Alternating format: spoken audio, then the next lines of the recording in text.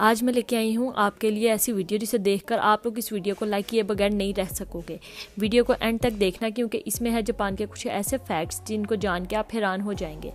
Japan में 108 लावा mountains है। लावा mountains पत्थर, मेटल्स और पिघले हुए मेटल्स का मिक्सचर होता है। इनका टेम्परेचर 1000 डिग्री सेल्सियस से भी ज़्यादा होता है और आपको पता ही है कि पानी भी 100 डिग्री सेल्सियस टेम्परेचर पर भाप बन के उड़ने लग जाता है, तो उससे भी 10 गुना ज़्यादा टेम्परेचर की बात कर रहे हैं। मतलब कि अगर कोई इस लावा में गिर जाए तो 1 सेकंड से भी कम वक्त में उसका मांस पिघल के भाप बन जाएगा और आपकी हड्डियां भी पिघल जाएंगी। इन लावा माउंटेन्स की वजह से जापान में बहुत ज़्यादा अर्थक्वेक आते हैं। अगर एवरेज एस्टिमेट लगाया जाए तो एक साल में 1500 के करीब अर्थक्वेक आते हैं जापान में, और शायद ही कोई दिन ऐसा हो कि एक दिन भी कोई अर्थक्वेक ना आया हो। 1923 में जापान में जो अर्थक्वेक आया था उसकी वजह से जापान में 1,40,000 मौत हुई थी।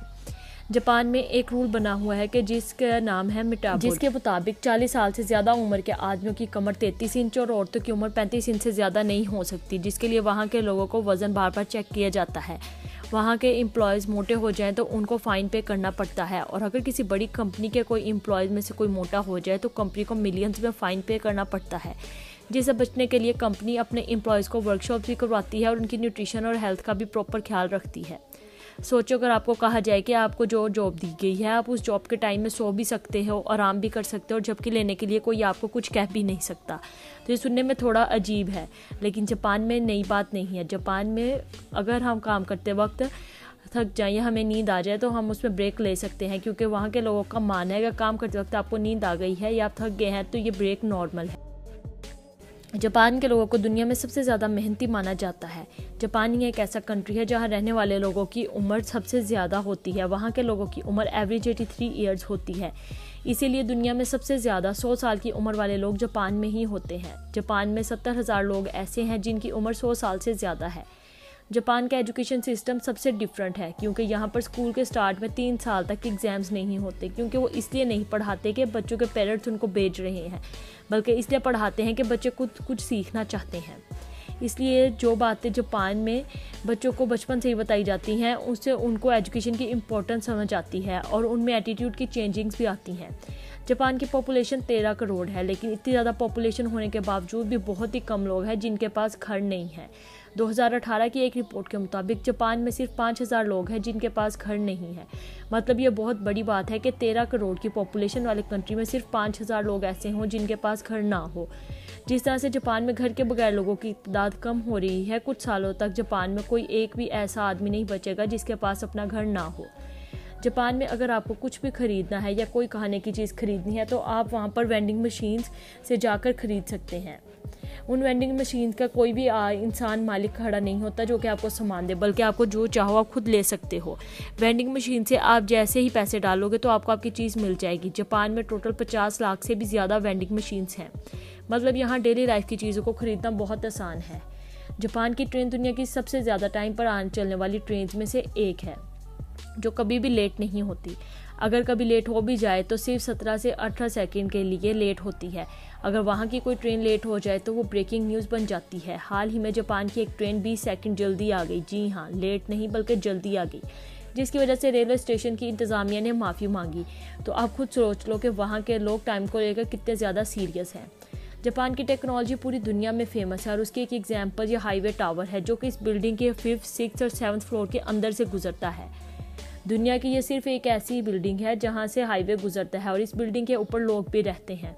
आप सोच रहे होंगे कि वहाँ के लोग यहाँ से गुजरने वाली गाड़ियों से परेशान होते होंगे, तो ऐसा बिल्कुल भी नहीं है। इस बिल्डिंग को ऐसा डिज़ाइन किया गया है कि वहाँ से गुजरने वाली गाड़ियों की आवाज़ से किसी किस्म की भी कोई प्रॉब्लम नहीं होती और रात में भी कोई शोर नहीं होता।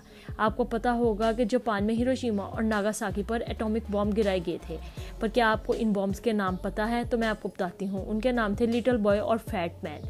इन बॉम्ब्स के नाम बच्चों के खिलौने जैसे हैं, लेकिन इन दोनों की वजह से हिरोशिमा और नागासाकी पूरी तरह बर्बाद हो गए थे। जापान में 80% से भी ज़्यादा लोग वाटरप्रूफ मोबाइल यूज़ करते हैं, क्योंकि वो लोग नहाते में भी फ़ोन यूज़ पर काम करते हैं। इसलिए ताकि फ़ोन ख़राब ना हो जाए तो वो लोग वाटरप्रूफ फ़ोन यूज़ करते हैं। अपनी टेक्नोलॉजी को यूज़ करते हुए तो ये कंट्री दुनिया में एक अलग नाम बना के बैठा है। जापान के लोग भले ही टेक्नोलॉजी में सबसे ज़्यादा आगे तो हैं ही साथ स्पिरिचुअली भी बहुत आगे हैं। वहाँ के लोगों का फेस्टिवल मनाने का तरीका बहुत अलग होता है। वहाँ के फेस्टिवल मनाने के स्टार्ट में ही लोग टेंपल जाके 108 बार घंटियाँ बजाते हैं, जो कि वहाँ का रिचुअल है। एरिया के हिसाब से जापान राजस्थान से थोड़ा सा बड़ा है, मतलब कि जापान इतना बड़ा नहीं है जितना कि अमेरिका, चाइना या इंडिया है। फिर भी जापान में 175 एयरपोर्ट्स हैं और हनेडा एक दुनिया का दूसरा बिजिएस्ट एयरपोर्ट है। हार्ड वर्कर होने के साथ जापान के लोग बहुत ज़्यादा इंटेलिजेंट भी होते हैं। दुनिया में 8वें नंबर पर सबसे ज़्यादा नोबेल प्राइज़ जापान को मिले हैं और एशिया में पहले नंबर पर सबसे ज़्यादा नोबेल प्राइज़ जापान को मिले हैं। अब हम बात करेंगे जापानीज़ माइंड ब्लोइंग तरबूज के बारे में। जापान में जो वाटरमेलन मिलते हैं वो देखने में और शेप में दुनिया के दूसरे कंट्रीज़ में उगने वाले वाटरमेलन से बहुत डिफरेंट होते हैं। क्या आपने कभी स्क्वायर तरबूज देखा है? आप सोच रहे होंगे कि कैसे हो सकता है। तो जापान में स्क्वायर शेप के तरबूज उगाए जाते हैं। वो लोग खेती में भी न्यू टेक्नोलॉजीज यूज़ करते रहते हैं। अब आप सोच रहे होंगे कि गोल शेप के तरबूज को क्या प्रॉब्लम थी जो स्क्वायर शेप के तरबूज उगाए गए। तो एक्चुअली ये मज़े के लिए नहीं बल्कि इसलिए उगाए गए कि गोल तरबूज रखते वक्त उनके दरमियान जगह खाली रह जाती है, लेकिन स्क्वायर तरबूज रखते हुए उनके दरमियान कोई भी जगह खाली नहीं रहती। ये है न्यू इनोवेशन। आप इन्हीं बातों से अंदाज़ा लगा सकते हैं कि जापान दूसरे कंट्री से कितना अलग है। दुनिया के AMCF फाइटर जेट के बारे में पता ही होगा। फाइटर जेट बनाना किसी भी कंट्री के लिए बहुत बड़ी बात होती है, क्योंकि फाइटर जेट बनाने में 10 से 15 साल लग जाते हैं। चाहे वो कंट्री कितना भी डेवलप्ड क्यों ना हो, इसका इंजन बनाने में ही बहुत ज़्यादा साल लग जाते हैं, फिर भी सही से नहीं बन पाता। चाइना जो कि दुनिया की दूसरी पावरफुल कंट्री है, वो भी अभी तक अमेरिका के जैसा फाइटर जेट नहीं बना सका।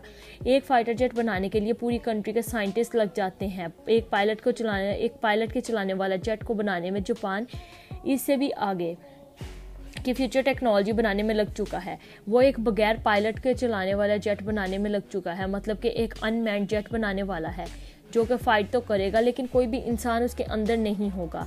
कुछ सालों में जापान बहुत से ऐसे न्यू वेपन्स बना लेगा जिसके बारे में दूसरे कंट्रीज अभी सिर्फ सोच रहे होंगे। और याद रहे कि वो कंट्री कर रहा है जहाँ पर दिन में 100 से भी ज़्यादा अर्थक्वेक आ जाते हैं। अगर आपको वीडियो पसंद आई तो लाइक ज़रूर करें और चैनल को सब्सक्राइब किए बगैर मत जाना।